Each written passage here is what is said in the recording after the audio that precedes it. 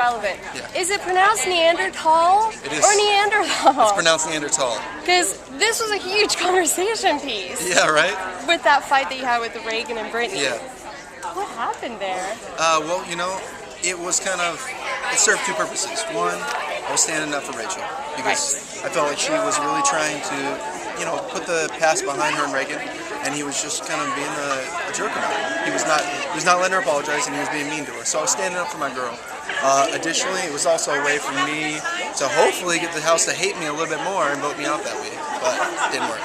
But I mean, you were willing to give up a chance at $500,000 for Rachel. Yeah. Would you do it again? Absolutely. I would. Why? Because I'm silly, crazy, I'm in love, Right. and I would do anything for her. So. What was your time like being in the jury house with Rachel, seeing her outside of the Big Brother house? It's been wonderful. Get a chance to actually just unwind and relax and kind of just get to know each other a little bit away from the cameras and not have to worry about people watching it 24/7. So it's been nice. Why were you two targeted in the house? It seems, as soon as people knew you were an alliance per se. Yeah. I call it dating, but yeah, okay, yeah. fair. But some people call it an alliance as soon as you walk through the Big Brother doors. Right. So it was a way. I kind of in the speech I gave to Julie when her and I were on the block about being kind of a witch hunt. That's what I felt it was. Just because nobody really had a necessary reason to go for us, but we were an obvious alliance, a pair, so just the easy target. So everybody could step out of the way and let everyone go after somebody. And what was your time like in the house, with Rachel, without Rachel?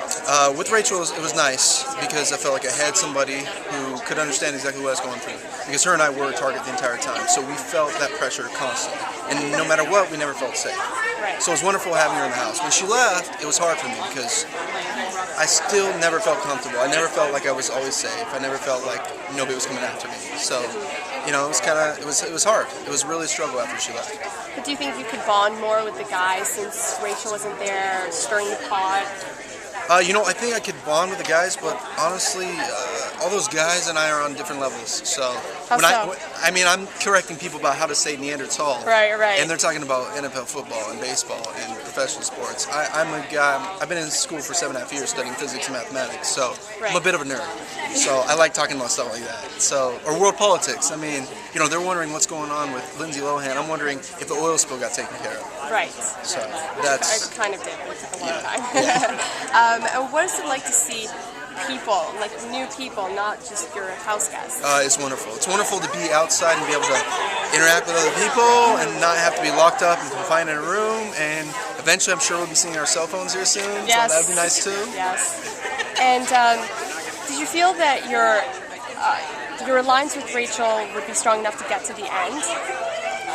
I don't think I ever felt like our alliance would get us to the end because I felt like she was the one person I could trust in the house, but I never felt like we would be able to win constantly week after week because we literally had to have win every single competition from start to finish, and I knew that'd be impossible. So I had a feeling one of us would be able to go the distance, but not the other. And who in the house did you just not get along with? You can't stand, you don't want to talk to? I really think it's probably gonna have to be Brittany. Brittany? Oh, yeah. Okay. It's a personal level. Her and I come from two different backgrounds, and I just don't think she understands. Like, she doesn't understand what it's like to struggle, or your family not be rich. And these are things that are real near and dear to my heart. So when people can't relate to me, it's a struggle for me. Do you think you also, you had tension with her because she was the #1 opponent of you and Rachel, and she was the one to talk about you and Rachel the most? I think, a little bit about that, but not really. Not even the competitive level. It was just more of a personal thing. I think she was just very mean-spirited, and the way she would treat people inside the house was rude. For one, she didn't respect her elders because she was rude to Kathy, and that's a big thing for me too. And talking about you and Rachel, how did that happen? What attracted you to her? She's just herself. I think the #1 thing was chemistry. I'm a physicist, so for me that was huge. But day 5 or day 6, day 5 we go up on the block together. Day 6, she tells me she wins the power of veto, she's willing to use it on me. So for me, that's a huge thing. I'm a huge person on loyalty, but also on selflessness. Right. That can be more selfish.